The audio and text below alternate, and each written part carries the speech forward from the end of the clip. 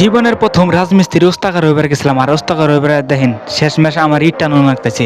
তো ইট টানতে টানতে তো আমি ঘরের দিকে নিয়ে যাচ্ছি, তো এই ইটগুলা ফালাবো, আজকে ইট সোলিং করব। তো ইট সোলিং করার জন্য নিয়ে যাচ্ছি, তারপর আমি ইটগুলা লাগাইতেছি। তো আমার ইট একদিকে লাগাই আর একদিকে যায়। তো ওস্তাকারের তো আমার উপরে সেই রাগ, আমি তো মাত বাড়ি করে নিজে আজকের জন্য আমি রাজ হইবার গেছিলাম।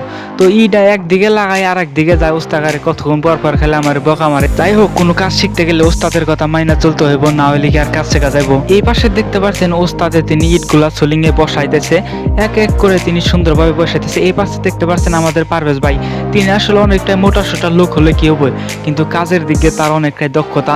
তিনি একলাই 10 থেকে 12টা ইট হাত দিয়ে উঁচা করে নিয়ে থাকে, তার শক্তির সাথে আসলে কখনো পারায় যায় না।